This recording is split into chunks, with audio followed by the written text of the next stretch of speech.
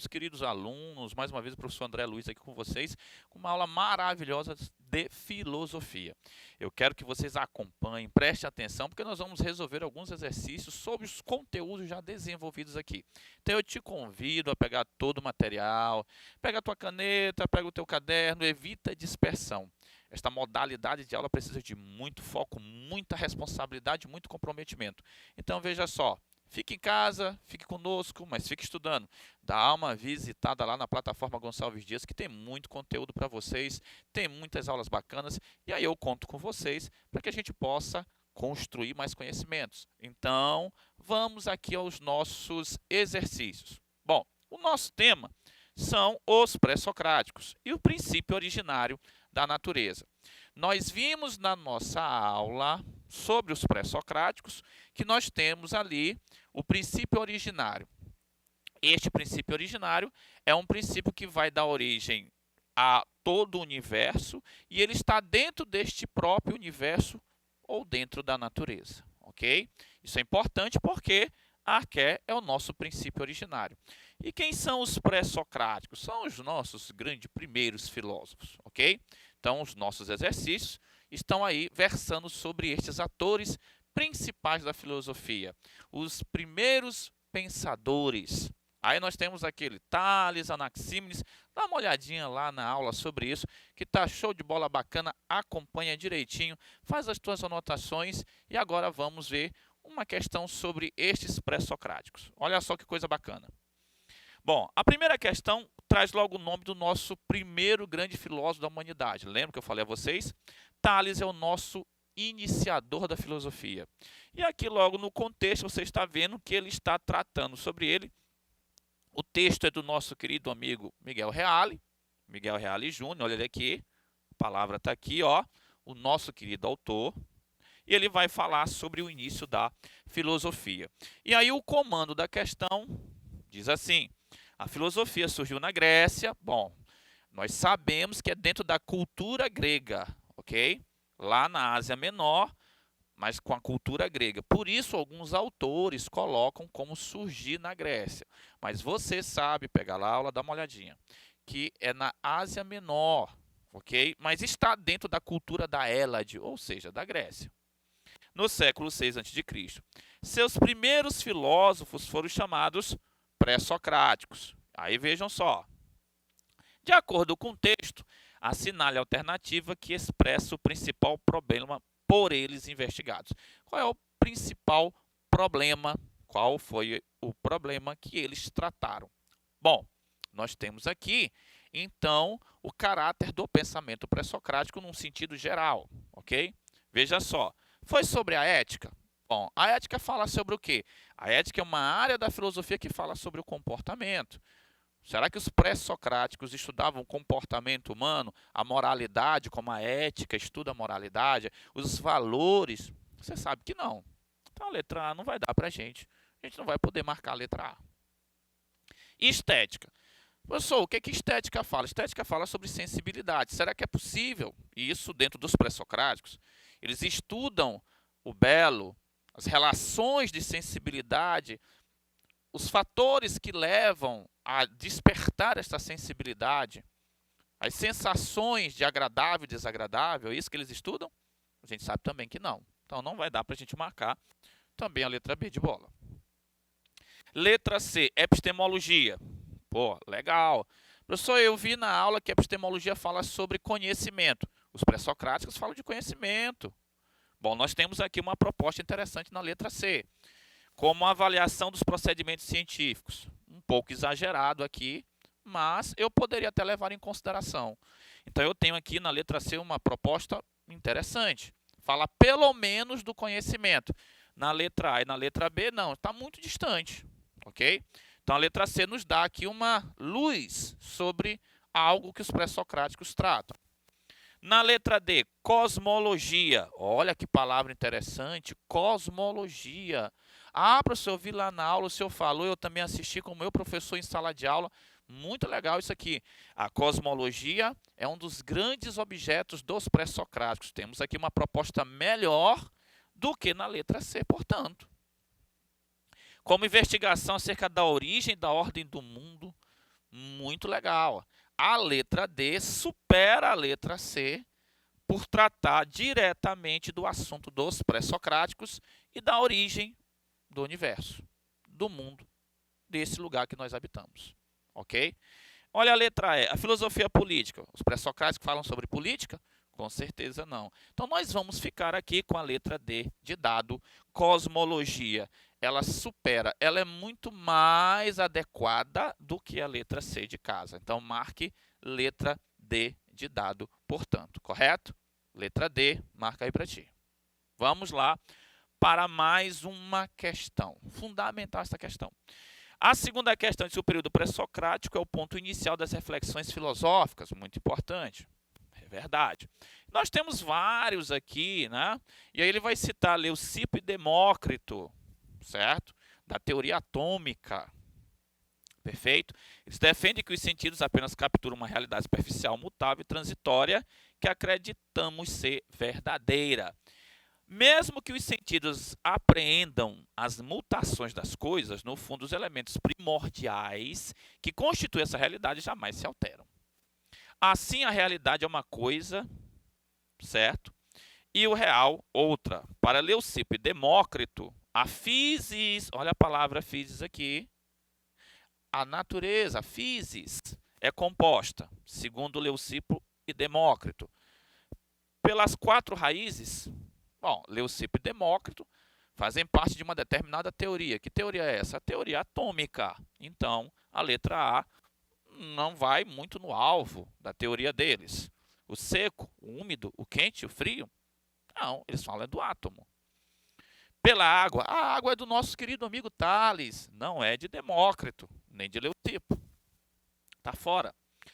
Pelo fogo, o fogo, Heráclito fala do fogo, alguns outros pensadores também falam do fogo, mas não é Leucipo nem Demócrito. Pelo ilimitado, bom, o ilimitado eu tenho alguns autores que falam sobre o indeterminado, o intangível, mas não é o caso de Leucipo e Demócrito. Letra E, pelos átomos, aí sim, nós temos a letra E em cheio na teoria de Leucipo e Demócrito, portanto, marque nesta segunda questão a letra E. Segunda questão, letra E. Perfeito? Vamos prosseguir? Vamos lá para mais uma questão. Essa questão aqui ela é muito mais demorada, ela tem muito mais detalhes, mas ela é muito legal. Quer ver? Acompanha comigo, não me deixa sozinho aí. Presta atenção, senta direitinho, faz o teu foco. Assim como a câmera aqui tem um foco, você também tem que ter. Então, para não embaçar a coisa, fica ali sentadinho, olhando, presta atenção na gente e vamos junto, tá? Para que não dê aí aquela famosa preguiça. Vamos lá. Terceira questão. Sobre o princípio básico da filosofia pré-socrática, é correto afirmar que, então, nós temos a filosofia pré-socrática e o alvo dela, o que ela faz, qual é a produção dela, sobre o que ela estuda. Vamos lá. Tales de Mileto, ao buscar um princípio unificador de todos os seres, conclui que a água era a substância primordial, a origem única de todas as coisas. Bom, professor, isso está certo. Sim, concordo com você. Completamente. Nós temos aqui a letra A já oferecendo para a gente uma grande oportunidade para uma resposta adequada. Mas vamos ver a letra B. Anaximandro, após observar sistematicamente o mundo natural, propôs que não apenas a água poderia ser considerada a arqué desse mundo em si, e por isso mesmo inclui o fogo. Não, Anaximandro, ele fala de um princípio indeterminado. Então, não está realmente adequada a letra B. Continuamos com a letra A, portanto. Letra C. Anaxímenes fez a união entre os pensamentos que o antecede. Conclui que o princípio de todas as coisas será afirmado, já que tal princípio está ao alcance dos sentidos. Não, meus amores. Anaxímenes faz parte da escola de Mileto e ele disse que o ar é o princípio originário. Não podemos marcar a letra C, portanto. Vamos aqui à letra D. Heráclito de Éfeso afirmou o movimento e negou terminantemente a luta dos contrários. Olha, já está errado. A primeira parte está até certinha, mas a outra de negar a luta entre os contrários aí já ficou confuso. como gênese e unidade do mundo, como quis Cantão, tá? O antigo. Bom, a letra D também não está adequada. Então, vejamos. Se nós temos aqui uma letra A muito melhor que as outras, obviamente, nós vamos marcar a letra A, que é o gabarito da nossa questão de verdade. Agora, veja bem, há uma necessidade de você analisar todas as alternativas. Não é porque você leu a primeira que você vai marcar automaticamente a primeira. Você precisa, claro, observar as outras, analisar as outras e ver o que está mais próximo e o que está mais distante daquilo que o comando, ou seja, a pergunta, né, dentro da questão, exige. Então, não é porque você leu e sabe que aquilo está já correto que você não vai observar as outras para que você tenha uma noção global. A filosofia justamente é isso. Visão de conjunto. Não confie naquilo que aparentemente está colocado de uma vez por todas. Não siga somente aquilo, veja o todo. Não veja só a ponta do iceberg. Lembre que ele tem muita coisa lá embaixo. Então, analise geralmente todas as alternativas, para que você tenha convicção, o máximo possível, de que aquela que você separou, que você elegeu como a mais adequada, realmente seja a resposta. Aqui nós vamos ficar com a letra A mesmo. Concordo com vocês. Sei que vocês estão dizendo aí, a letra A, a letra A. Eu estou escutando daqui. Vamos marcar a letra A, portanto. Correto? Show de bola? Vamos partir para mais uma questão. Essa quarta questão ela é muito simples. Ela é muito interessante. Ela é muito ali no alvo para a gente marcar. A gente sabe que a resposta ela é praticamente imediata. Mas ela requer uma série de cuidados. Esta questão aqui eu coloquei para vocês entenderem a seguinte questão. Quando a gente percebe que nós temos um comando, esse comando ele é mais econômico, ele vem um pouco menos, ele não traz um texto tanto extenso. A gente tem que tomar muito cuidado com ele, porque geralmente a gente tende a marcar automaticamente a resposta. Mas vai aquele caso lá da terceira questão, da questão anterior. A gente precisa analisar todas as alternativas. A gente precisa se ater a todas as alternativas e ver quais as que estão mais próximas daquilo que o comando existe, daquilo que o comando vai trazer, daquilo que o comando tem enquanto existência para nosso questionamento. Se o comando existe, o comando traz uma necessidade. Se este comando ele existe, ele busca dentro da gente algum conhecimento. Se esse comando ele existe aqui para exigir algo dentro do nosso conhecimento, nós precisamos fazer igual um quebra-cabeça, saber aquilo que encaixa legal dentro do processo, ok? Através do estudo da história da filosofia, pode-se ter uma noção das diversas maneiras que o homem compreendeu o mundo que o cerca. Na história da filosofia, eram conhecidos os pré-socráticos, né? Tinham aqui grandes pensadores, e eles eram conhecidos como os filósofos da... Olha a palavra physis aqui mais uma vez, ó. Olha a palavra physis aqui. Essa palavra physis é natureza. Eles eram conhecidos como os filósofos da natureza, tá? Então, veja só, que nome, que termo foi utilizado para estes filósofos? Como são chamados esses primeiros filósofos? Esses filósofos aqui da natureza, esses primeiros pensadores, aí nós temos aquele termo que é associado a eles. Olha só, socráticos, olha aqui, presta bem atenção. Já vi muitos colegas nossos que estão em sala de aula aí estudando com a gente, os nossos queridos alunos, cometerem um erro gravíssimo, porque pensam que Sócrates é o primeiro filósofo. Não, você sabe, vai lá na aula, você sabe que Sócrates não é o primeiro filósofo. Tá? Nós temos filósofos antes do próprio Sócrates. E aí já está meio que dada a resposta, né? Antes, ó, olha, deixa, antes, pré, olha aí, ó. Sócrates não é o primeiro filósofo, não dá para eu marcar essa alternativa. Os pós-socráticos, eu estou dizendo que é antes, pós é depois, não faz sentido. Os antes, socráticos, aqui a letra C se apresenta para a gente como uma possibilidade ali latente de resposta. Empiristas, está lá no mundo moderno, Não dá. Racionalista, está lá no mundo moderno também. Então, nós vamos ficar aqui com a letra C de casa. Marque aí, letra C de casa, os pré-socráticos, correto? Show de bola?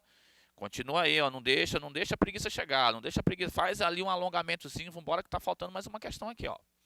Esta quinta questão, ela traz para a gente a necessidade de uma grande análise, com muita calma. Lembra que eu falei na terceira?